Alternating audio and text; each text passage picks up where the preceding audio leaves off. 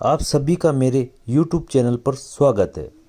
अगर आपने मेरे चैनल को सब्सक्राइब नहीं किया है तो चैनल को सब्सक्राइब करें।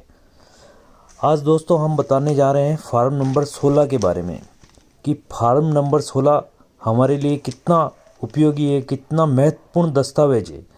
इस बारे में बहुत ही कम लोग जानते होंगे। अगर आपकी नई नई नौकरी लगी है या सर्विस लगी है तो आप ज़रूर इस वीडियो को पूरा देखें और फार्म नंबर 16 के बारे में जानें। नौकरी पेशा लोग जब किसी संस्थान में नौकरी की शुरुआत करते हैं तो उन्हें नौकरी के सबूत के तौर पर फार्म 16 जारी किया जाता है। इस फार्म के इस्तेमाल से कंपनी के जरिए आपको मिलने वाली तमाम सेवाओं की जानकारी प्राप्त की जा सकती है। साथ ही यह जानकारी भी प्राप्त कर सकते हैं कि आपकी CTC यानी कि सालाना आय से किन किन मदों में कटौती की जा चुकी है। पर कुछ महिलाएं या छात्र जो पहली बार नौकरी करने जा रहे हैं या कर रहे हैं उन्हें इसकी संपूर्ण जानकारी शायद नहीं होगी। जो लोग सालों से नौकरी कर रहे हैं ये तो जानते ही हैं कि इस फार्म के जरिए करदाताओं को आयकर रिटर्न दाखिल करने में मदद मिलती है। हालांकि इसके अलावा भी कई फ़ायदे हैं फार्म नंबर 16 के, जो अनुभवी और नए नौकरी पेशा लोगों को पता होने चाहिए। इसलिए आप इस वीडियो को अंत तक देखें। आयकर रिटर्न भरने के लिए फार्म 16 की आवश्यकता होती है। फार्म 16 में नियोक्ता द्वारा कर्मचारी को साल भर के दौरान दिए गए वेतन की विस्तार पूर्वक जानकारी दी जाती है।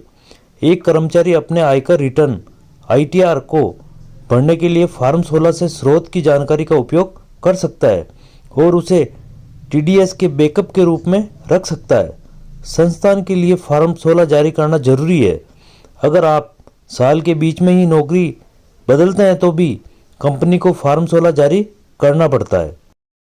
फार्म 16 को आय प्रमाण पत्र के तौर पर भी इस्तेमाल किया जा सकता है। कर्ज यानी कि लोन लेने के लिए कर्मचारी के पास सबसे पुख्ता दस्तावेज फार्म 16 होता है। बेशक आय प्रमाण पत्र के तौर पर आप अपना आयकर रिटर्न प्रस्तुत करें, लेकिन अगर आप कर्मचारी हैं तो आयकर रिटर्न के साथ फार्म 16 देना अनिवार्य है। आमतौर पर सभी ऋणदाता आयकर रिटर्न के फॉर्म के साथ फार्म 16 की मांग करते हैं और उसी को विश्वसनीय दस्तावेज मानते हैं। फार्म 16 ऐसा दस्तावेज है जो कर कटौती के साथ पेंशन आय को भी सूचीबद्ध करता है।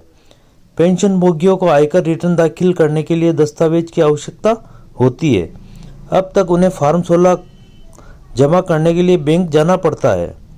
पेंशन भोगियों के फार्म 16 अभी कई बैंकों में आने बाकी हैं। यदि पेंशन भोगी की पेंशन आयकर योग्य स्लैब से अधिक है तो वे आयकर रिटर्न दाखिल करने के लिए फार्म 16 का उपयोग कर सकते हैं।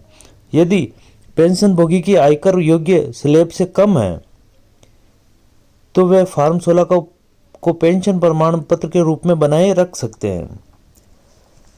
यदि आप वीज़ा के लिए आवेदन करने के लिए आपके पास ITR नहीं है तो फार्म 16 का उपयोग कर सकते हैं। आप फार्म 16 के साथ अपनी पेंशन पर्ची या सैलरी स्लिप संलग्न कर सकते हैं। वीज़ा के लिए आवेदन करने से पहले वित्तीय दस्तावेज जमा करने की आवश्यकता के लिए संबंधित दूतावास से जांच करनी चाहिए। कुछ दूतावास फार्म 16 के साथ आयकर रिटर्न जमा करने के लिए कह सकते हैं। इस प्रकार एक छोटा सा दस्तावेज फार्म नंबर 16 आपके लिए कितना उपयोगी है। यदि आपको ये जानकारी अच्छी लगी हो तो चैनल को सब्सक्राइब करें और बेल आइकन को क्लिक करें। हम ऐसी ही नई नई जानकारी आपको पहुंचाते रहेंगे। धन्यवाद।